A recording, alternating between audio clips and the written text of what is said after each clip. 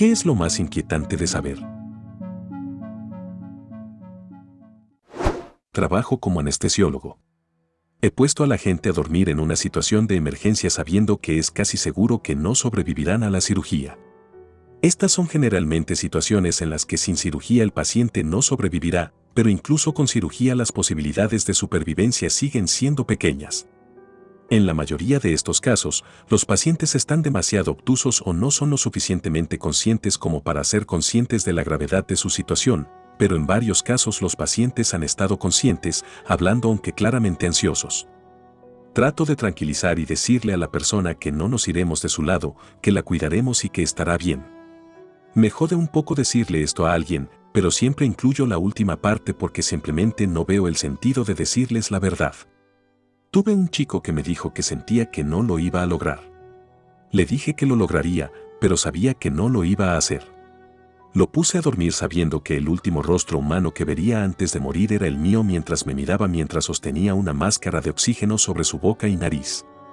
Me consideraría una persona bastante resistente, pero saber estas cosas es un poco difícil de llevar. Trabajé como cuidadora paliativa durante unos 3 años. Ayudo a personas con enfermedades terminales que habían elegido morir en casa después de ser dadas de alta del hospital. Después de un tiempo, aprendes algunas señales reveladoras de que las personas se están deteriorando. Después de un poco más de tiempo, comienzas a aprender cuánto tiempo le queda a la gente, incluso hasta unas pocas horas. Siempre fui con honestidad, sentí que era mi trabajo apoyar a las familias de los pacientes, así como a los pacientes, así que si me preguntaban cuánto tiempo creía que les quedaba, respondía honestamente, obviamente con el descargo de responsabilidad de que no era médico y solo podía basarlo en mis experiencias anteriores. La esposa de uno de mis pacientes me dijo que sus hijos, adultos, estaban de visita el fin de semana siguiente para despedirse. Tuve que decidir cuidadosamente qué decir a continuación, pero finalmente elegí recomendar que visitaran al día siguiente, a más tardar. Me arrepentí de haberlo dicho porque estaba devastada. Ella tomó mi consejo y su esposo falleció pacíficamente 48 horas después de ver a sus hijos. Me alegro de haberlo hecho, pero molestar a esa señora fue absolutamente desgarrador. Algunas personas no querían saber, y era su derecho no saber. Eso fue lo peor. En esos casos, no había que decir nada. A veces decían, hasta mañana, y yo tenía que responder, sí, que tengas una buena noche y te veré por la mañana, sabiendo muy bien que no iban a pasar la noche. La desnutrición en la primera infancia, entre las edades de 0 a 5 años, causa una pérdida irreversible del coeficiente intelectual, 11 a 20 puntos, y predispone a las personas a niveles más altos de violencia. La corteza prefrontal no desarrolla lo mismo. Y si se pierde esa ventana no hay intervención que pueda recuperar la brecha. Vivo en Sudáfrica, el coeficiente de Gini más alto del mundo, el desempleo más alto, la tercera tasa de delitos violentos más alta, uno de los peores sistemas educativos del mundo y me mantiene despierto por la noche. Me pregunto, si no cambiamos nada excepto la introducción de un esquema de alimentación de una comida nutritiva por día para el ex-ER, ¿qué pasaría? Duele. Para cuando muestre los síntomas de la rabia, ya es demasiado tarde, también puede estar inactivo durante un año antes de mostrar esos síntomas. Tengo un miedo real a la rabia debido a esto. Si alguna vez encuentra un murciélago en su casa o en cualquier lugar donde haya dormido, reciba las vacunas contra la rabia.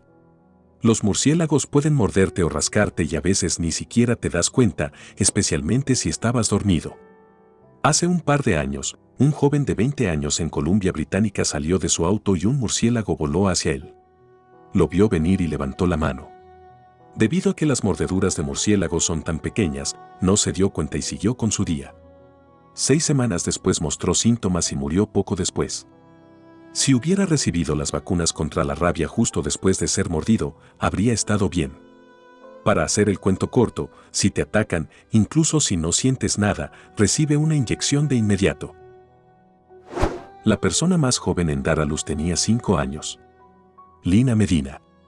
Solo piensa en lo que le pasó a la pobre niña.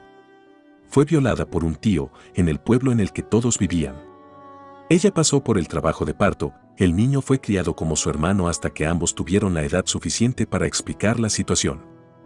La familia nunca fue acusada porque vivían en la ignorancia hasta que los médicos la revisaron y debido al abuso, podría haber comenzado 1 a 2 años, su cuerpo avanzó la pubertad.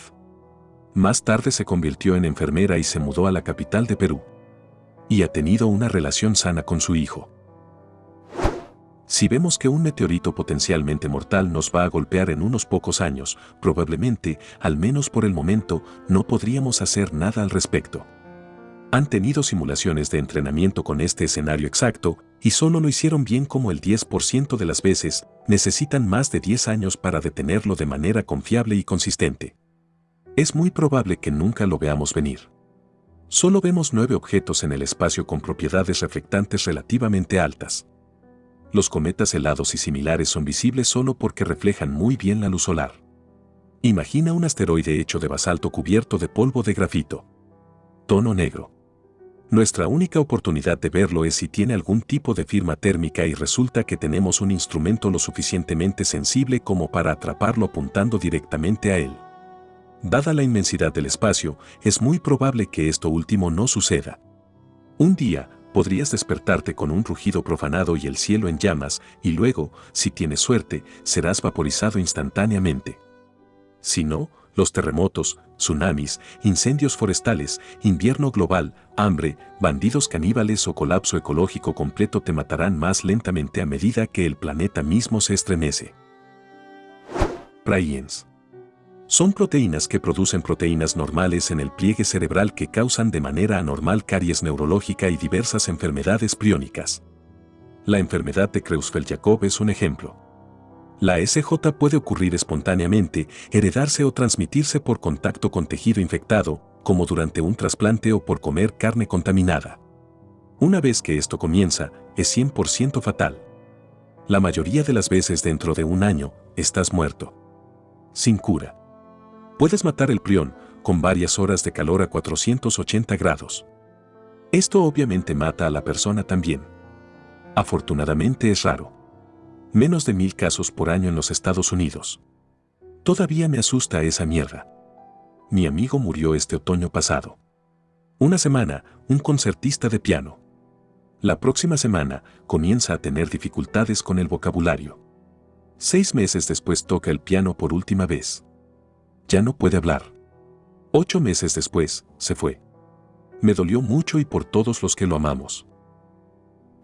Que la mayoría de los humanos esperarán hasta que los problemas que amenazan la vida se vuelvan irresolubles antes de tratar de solucionarlos. Venga, sí. Eso es lo que pasó con mi papá. Fue diagnosticado con cáncer de pulmón en etapa 4 después de años de ignorar los síntomas hasta que se volvió muy malo e insoportablemente doloroso. Resulta que tiene tumores en todo el cuerpo durante unos 5 años antes de su diagnóstico. Esa era mi mamá. Tantas señales de advertencia y banderas rojas que debería haber notado, ella estaba ocultando los síntomas, pero estaban a la vista si tenía la sabiduría de verlos. Nunca dejaré de culparme a mí mismo por esto. Que hay padres por ahí que deliberadamente venden a sus hijos a la esclavitud o los obligan a prostituirse. Recuerdo haber leído una noticia sobre un bebé que había sido abusado por el novio de la madre y lo perdí por completo. Un bebé. Tampoco es que los niños tengan ningún sentido, pero ¿un bebé? Está más allá de la comprensión. Soy enfermera y una madre trajo a su bebé de 11 semanas a la clínica por una dermatitis del pañal con sangrado vaginal. El bebé estaba tan feliz y sonriente. La más linda cosa. El médico me pidió que entrara en la habitación mientras examinaba al bebé. Recuerdo haber pensado, su vagina se parece a lo que verías después de que una mujer se desgarre durante un parto vaginal. Esto no parece una dermatitis del pañal. El médico y yo nos miramos el uno al otro como, pero qué mierda. El médico envía al bebé y a la mamá a la sala de emergencia para un examen más completo. Resulta que el bebé había sido abusado por su padre. La llevó a la guardería y la guardería llamó a mamá con preocupaciones y le pidió que el bebé fuera atendido en la clínica. Lloré cuando vi su foto en las noticias, pensando en ese bebé dulce y sonriente. Editar, encontré un artículo sobre el papá. 15 años de prisión. Al parecer, también fue sentenciado por pornografía infantil. A la mierda ese tipo. Un tribunal de Missouri manejó el caso de Celia, una esclava que mató a su dueño en 1855 mientras luchaba contra una agresión sexual. En tales situaciones, la ley estatal consideraba que cualquier mujer actuaba en defensa propia. Sin embargo, el tribunal determinó que Celia no era una mujer en el sentido de la ley. Ella era una esclava y su dueño tenía control total sobre ella. El tribunal le dio la pena de muerte. Sin embargo, como estaba embarazada, su ejecución se pospuso hasta que naciera el niño, para no privar a los sucesores de su dueño de sus derechos de propiedad. Era lo suficientemente mujer como para tener un hijo, pero no lo suficientemente mujer como para tener derechos humanos básicos. A la mierda eso. Irónicamente, también en la década de 1850 en Texas, la Corte Suprema de Texas rechazó la apelación de un hombre de su condena por asalto después de que se emborrachó y golpeó a su esclavo. Su argumento era que el hombre esclavo era propiedad, no un hombre, y que no puede asaltar la propiedad. En respuesta, la Corte Suprema de Texas, un estado esclavista, en realidad respondió firmemente que el esclavo era de hecho un hombre, e incluso dejando de lado las definiciones legales, dijeron que la brutal golpiza a un miembro de la raza del hombre es una barbarie incivilizada sin lugar en Texas. Un taponamiento cardíaco es cuando su corazón literalmente se ahoga hasta la muerte.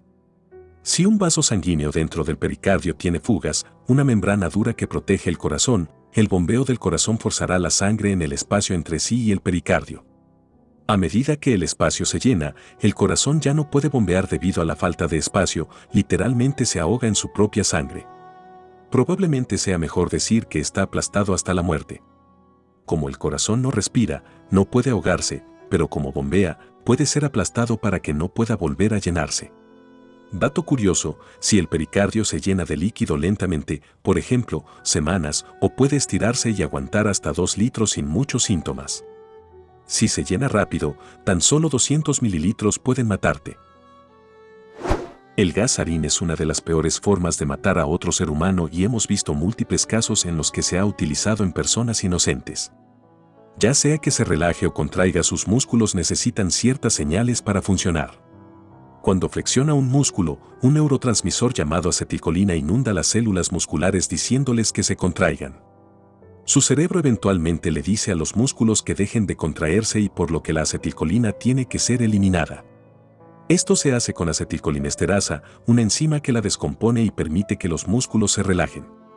Esto sucede para cada movimiento de cada músculo de su cuerpo, ya sea que esté flexionando su bíceps o parpadeando, cada latido de su corazón. El sarín mata porque se une con la acetilcolinesterasa, cambiando completamente su estructura y haciendo que la enzima sea inútil.